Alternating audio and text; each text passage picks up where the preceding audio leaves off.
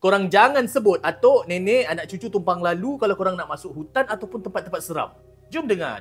Selalu tak korang sebut ayat macam ni? Tok, nenek, anak cucu tumpang lalu. Selalunya bila korang lalu tempat-tempat seram ataupun korang nak masuk hutan. Benda ni memang antara pantang orang Melayu zaman dulu lah. Kononnya buat benda ni untuk minta izin dengan penunggu tempat tu kalau kita nak masuk tempat-tempat yang kita tak biasa. Tapi korang tahu tak? Ayat-ayat ni sebenarnya ada kisah dia ataupun asal-usul dia yang tersendiri. Begini kisahnya. Aku pernah terbaca yang katanya orang-orang dulu dia memang adalah yang jenis suka ambil penjaga untuk jaga kebun, ladang, rumah, anak-anak dan harta diorang. Cara diorang ambil penjaga ni pun ada macam-macam cara. Ada yang buat pemujaan, ada yang menyeru. Lepas tu setiap penjaga ni diorang akan bagi makan. Ikutlah apa benda yang penjaga ataupun penunggu tu nak. Dan bila penjaga tu ataupun penunggu tu dah terima syarat yang ditetapkan, tuan dia dan semua keturunan tuan dia dah terikat dengan dia. Semua kena ikut syarat dan pantang larang yang dia bagi. Apa pun yang ahli keluarga dia ni nak buat dekat kawasan yang dijaga ni perlu minta izin. Dan waktu tengah malam adalah waktu yang selalu si penjaga ni akan buat kerja dia. Kalau tuan dia suruh tebas lalang, dia buatlah. Kalau tuan dia suruh kemas kebun, dia kemaslah.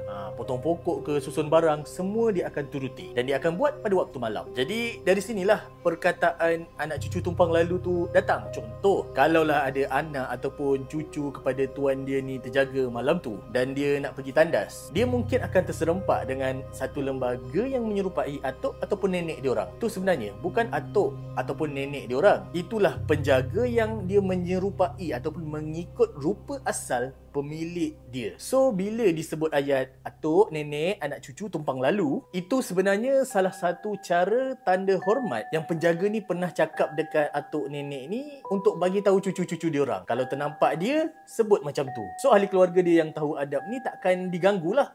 Macam tu. Lepas tu bila dah diamalkan secara turun-temurun, ayat ni dah mulalah menyebar meluas dalam kalangan kaum Melayu.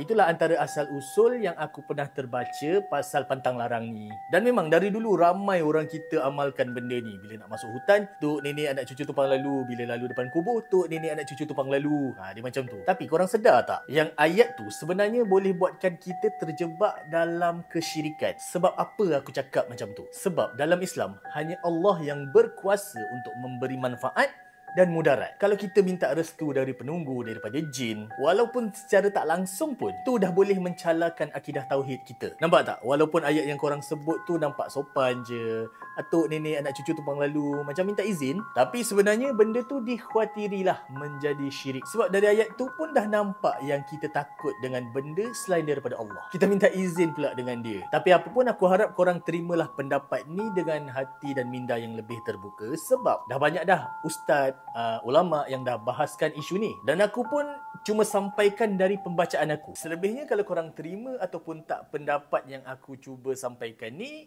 korang nilailah sendiri.